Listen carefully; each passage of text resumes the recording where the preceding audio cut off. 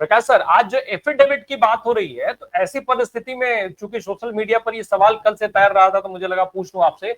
ऐसे तो कल को पुलिस कहेगी कि नहीं नहीं आप चोरी का एफआईआर लिखाने जाइए, पुलिस कहेगी नहीं नहीं एफिडेविट पे लिख करके ले गया, पहले आप शपथ पत्र दीजिए कि चोरी हुई, तब फिर हम एफआईआर लिखेंगे। ये तो कुछ इसी तरीके की तस्वीर बनाने की कोशिश नहीं हो रही है सरकार की, चुनाव आयोग की? देखिए, ऐसा है राम भाई, ये जो फिलहाल में चल रहा है ये देश के अंदर डेमोक्रेसी नहीं तो ये हिटलरशाही चल रही है। ये तो ऑलरेडी अपने इसके मेरे पहले के जो वक्ता है उन्होंने ऑलरेडी बोला है और बिल्कुल सही बात है। देखिए, बात ऐसी है कि ये जो आंदोलन चल रहा है ये किसके खिलाफ में है? तो ये चुनाव आयोग के खिलाफ में है। ये काय के लिए है? डेमोक्रेसी बचाने के लिए। तो सत्ता पक्ष का तो ये काम है। सत्ता पक्ष ने तो ये बोलना चाहिए था कि भैया चुनाव आयोग इसका जवाब दे, ये क्या चल रहा है देश के अंदर। ये तो उनका काम था। सत्ता पक्ष इसके अंदर बोल कैसे रहा भाई, क्या संबंध आ रहा? हमारे महाराष्ट्र के अंदर सवाल पूछे जा रहे, उसका जवाब कौन दे रहे हैं? तो फडणवीस जवाब दे रहे। हुई फडणवीस, फडणवीस का ताल्लुक क्या आ रहा है इस सारी चीजों के अंदर? मुख्यमंत्री है भाई, तुम्हारा काम है ये बोलने के लिए कि अगर शंका की गई है, ऐसा है सीता मैया के ऊपर एक आदमी ने शंका की तो उसको अग्नि परीक्षा देना पड़ी। यहाँ तो लाखों करोड़ों लोग विथ प्रूफ दे रहे हैं। तो सत्ता पक्ष का तो ये काम था बोलने के लिए कि नहीं भाई ये देखो क्या हो रहा है। चुनाव आयोग को तो डांटना चाहिए था उन्होंने। उसके जगह पे वो लोग जाके चुनाव आयोग तो कहने का मतलब ये ऐसा है कि ये मिली जुली बदमाशी है। जो चोरी हुई है ना, ये मिली जुली चोरी नहीं है, ये सत्ता पक्ष के डायरेक्शन के ऊपर जो काम किया है इन्होंने। और इसीलिए तो इन्होंने चुनाव आयोग जो चुनने का जो ये था, केचुआ केंद्रीय चुनाव आयोग, ये सबसे अच्छा नाम है इसके लिए, केचुआ। तो ये केचुआ का जो चयन करने की जो पहले पद्धत थी कि उसके अंदर चीफ जस्टिस भी थे, उसके बाद में प्राइम मिनिस्टर थे और एक विपक्ष का आदमी था, ये क्यों बदले इन्होंने? क्योंकि इनको ये सारी चोरी करने की थी, इसीलिए तो इन्होंने सारा ये काम धंधा किया ना। और जिस तरीके से ये सारी चीजों के ऊपर, और जबकि राहुल गांधी बिल्कुल सही फरमा रहे हैं। राहुल गांधी क्या बोल रहे हैं कि भाई ये कोई राजनीतिक लड़ाई नहीं है, तो ये हमारे देश का गणतंत्र बचाने की लड़ाई है। तो इसके अंदर तो सत्ता पक्ष के लोगों ने भी शामिल होना चाहिए था। क्या उनको गणतंत्र में विश्वास नहीं है? और क्या गणतंत्र के थ्रू वो चुन के आए नहीं है? और हमारा भारत क्या गणतंत्र की जगह पे अभी फिलहाल में क्या डेमोक्रेसी है, क्या बोलते हैं उसको, हिटलरशाही वाला देश हो गया है? तो ये जो सारा बातें है ना जो चल रहा है देश के अंदर, तो ये बात तो अभी बिल्कुल क्लियर हो गई है। अभी तो मैं ये समझता हूँ कि वो दिल्ली से ये आग लगी है, ये हर गांव गांव में, हर शहर शहर में ये आग लगनी चाहिए। हर जगह पे लोग रास्ते पे आना चाहिए। जिस तरीके से उस समय पे अन्ना आंदोलन के समय पे लोग हाथ में मोमबत्ती लेके रास्ते पे उतरे थे, उसी तरीके से हर गांव के अंदर लोगों ने आना चाहिए। क्योंकि ये लोगों का नैतिक कर्तव्य है। अगर उनको डेमोक्रेसी में रहना है, उनको अगर उनके बच्चों को, उनके भविष्य को अगर अच्छी तरह से देखना है, तो जिनका जिनका डेमोक्रेसी पे, गणतंत्र पे विश्वास है, ऐसे हर आदमी ने रास्ते पे उतरना चाहिए। मैंने ऑलरेडी खुद भी सोचा है, मेरा ऑलरेडी इस बारे में चर्चा चालू है। हमारे महाराष्ट्र के जितने भी इस तरीके से जो थिंकर लोग हैं, जो इसके बारे में जागरूक लोग हैं, उनके साथ में हमारी चर्चा चल रही है कि भाई ये जो चल रहा है ये ठीक नहीं है। हम लोगों ने सिर्फ कोई टीवी चैनलों पे आना, बातें करना, इसके ऊपर ये होने वाला नहीं है। फिलहाल में समय आ गया है, रास्ते पे उतरो, लोगों को जागरूक करो। तो ये सब जगह पे चल रहा है। जैसा मेरे दिमाग में चल रहा है वैसे कई लोगों के दिमाग में चल रहा है। मैंने जितने लोगों से बात की, हर आदमी ने मुझे समर्थन दिया। हर आदमी ने मुझे ये बोला कि हाँ प्रकाश भाई बिल्कुल करना चाहिए और बिल्कुल ये जरूरी है, ये ऐसा बोला है हर आदमी ने।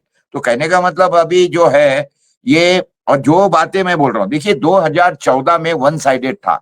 2014 में मैं नहीं समझता कि कोई धांधली की होगी, होने की जरूरत नहीं थी, क्योंकि वन साइडेड था मोदी के इसके अंदर। लेकिन 2019 में ये 5 साल के अंदर मोदी के सारे जो ये थे वो खुले हो गए। वो अडानी की प्लेन में कैसा घूम रहा, अडानी को कैसा सब दे रहा है, उसके बाद में किस तरीके से किसान वगैरह सारे नाराज थे। और 2024 का जो इलेक्शन था, वो तो मैं नहीं समझता कि बीजेपी को 20% वोट भी 2014 में जो मिले थे, वो 20% वोट भी इनके फेवर में थे करके नहीं थे। उसके बावजूद भी ये चुन के कैसे आ रहे, इतने वोट कैसे ले रहे? तो राहुल गांधी ने जो किया, अच्छा उसके बाद में मुझे बताओ क्यों डिजिटल डेटा नहीं दे रहे भाई? यानी ये क्यों आप हटा रहे हो, सारा सीसीटीवी फुटेज क्यों हटा रहे हो? तो दाल में कुछ काला नहीं है, पूरी दाल तो काली है और इन्होंने डकैती की है। ये लोगों के डेमोक्रेटिक वोटों के ऊपर इन्होंने डकैती की है। ये डकैत है। ये क्या बोलते केचुआ भी डकैत है, और उसके बाद में सत्ता पक्ष फिलहाल में जो है बीजेपी, ये भी पूरी डकैती इन्होंने की है लोगों के वोटों के ऊपर। ये चोरी हो रही नहीं है, ये बिल्कुल गलत शब्द वापर है, डकैती हुई है। मैं बोलता हूं इतना बड़ा बदमाशी इन्होंने की है जिसकी कोई हद नहीं है। और नहीं अगर रहते थे तो ये तो साथ देना चाहिए था, इन्होंने केचुआ को आदेश देना चाहिए था कि भाई इनके दिल में अगर शंका है तो आप इसका स्पष्टीकरण दो, क्यों नहीं दे रहे।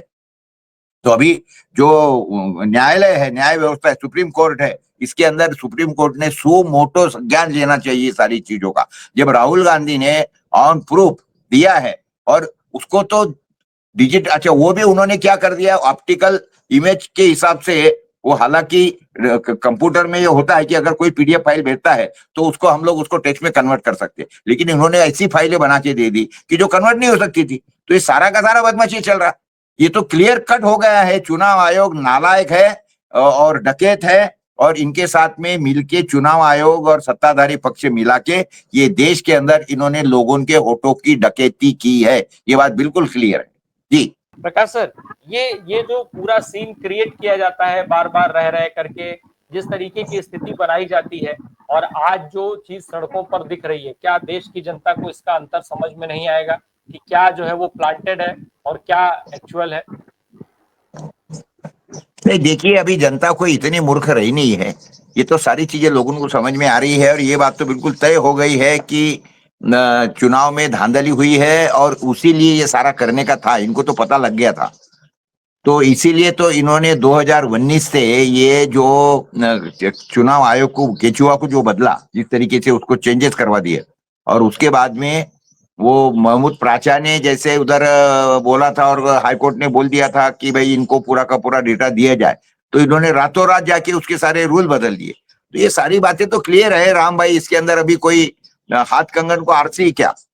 ये तो बिल्कुल क्लियर कट बात हो गई है कि ये डकैती कर रहे हैं, चोरी नहीं है। अभी इसको चोरी मत बोलो, चोरी तो भुट्टे चोर करते हैं छोटे बड़े, ये तो कोई चोरी नहीं है, ये तो डकैती इन लोगों ने करी है। और इसके बारे में अभी इनके पास में कोई शब्द नहीं है। सिर्फ बात ये ऐसी है कि अभी जनता कितनी बार उतरती है कि जनता वापिस से इसी तरीके से गुमराह की जाती है। मुझे नहीं लगता कि अभी जो अंधा भक्त है, मोदी भक्त जो है, उनकी संख्या कोई उतनी रही होंगी, उनको भी ध्यान में आ गए। क्योंकि मेरे से भी संपर्क में जो भी भाजपा थे, अभी वो खुद बोलते हैं। ऐसे कई लोग हैं आरएसएस के जो एकदम हार्ड कोर आरएसएस के लोग थे, लेकिन वो खुद ये बोलते कि नहीं यार प्रकाश भाई चल तो गलत रहा है, अभी क्या बोलेंगे। तो ये, लेकिन अभी कैसा है कि हर आदमी की अपनी अपनी औकात और उसकी एक लेवल रहती है। अब वो भी बोलता भाई मैं क्या कर सकता हूँ, क्योंकि उसके घर से भी उसको होता है कि भाई क्यों आप बोलते हो, रहो चुप रहो। तो लेकिन मैं आपको बताता हूँ कि भाजपा के कोर वर्कर, आरएसएस के पक्के संगी, जो वाकई में एक क्या बोलेंगे कि घर का खा के मामू की बकरियां चराने का काम करते थे, वो जो अच्छे, देखिए ये बात तो बिल्कुल तय है, पक्की है कि अगर आज के घड़ी में कोई पार्टी के पास में अगर कैडर है तो वो आरएसएस के पास में है, भाजपा के पास में, इसके बारे में कोई दो मत नहीं है। उनके पास में जितना कैडर है, और दूसरी पार्टी अगर कैडर वाली अगर कोई चीज देखेंगे तो वो कांचीराम की यानी अपनी मायावती की पार्टी है कि जिनके पास में कैडर है, जो एक डेडिकेटेड लोग है। ठीक है, अभी मायावती को उन्होंने दबा दिया वही नोटबंदी के चक्कर के अंदर, और उसके बाद में जिस तरीके से ये कर दिया गया, अब वो विषय अलग है, उसके बारे में कभी और बात करेंगे। लेकिन एक बात पक्की है कि ये दो पार्टी किसके पास में कैडर, कांग्रेस के पास में तो कैडर बिल्कुल नहीं है। कांग्रेस के पास में कैडर नहीं है, क्या बोलते वर्कर नहीं है, सारे नेता है कांग्रेस में जमा हुए। लेकिन उसके बावजूद भी उनका एक ही नेता है राहुल गांधी, वो सब पे भारी है। इसको उन्होंने पप्पू वगैरह बोल के क्या क्या करने की कोशिश किया। लेकिन एक बात ध्यान में रखिए, क्या मोदी जी कभी औकात है कि प्रेस कॉन्फ्रेंस में खुद अकेले सबको जवाब दे, जिस तरीके से परसों के रोज राहुल गांधी ने सारे दुनिया भर के धाकड़ पत्रकारों को, उसके बाद भी इसके पहले भी जब फॉरेन में गए थे तो उन्होंने वहां पे भी इंटरनेशनल प्रेस को संबोधित किया था। क्या मोदी ने पिछले 12 साल में कभी एक पत्रकार तो भी सामने किया है? वो तो पूरे, देखिए पत्रकारों के सामने जाने का राम भाई, तो पता नहीं ना कौन पत्रकार क्या सवाल पूछेगा। जो आदमी भाषण भी टेलीप्रॉम्प्टर पे पढ़ के देता है, वो पत्रकारों का सामना तो क्या करेगा। कौन क्या पूछेगा? आप क्या पूछेंगे? मैं क्या पूछूंगा? हमको कोई डर थोड़ी है इनका, है? प्रकाश सर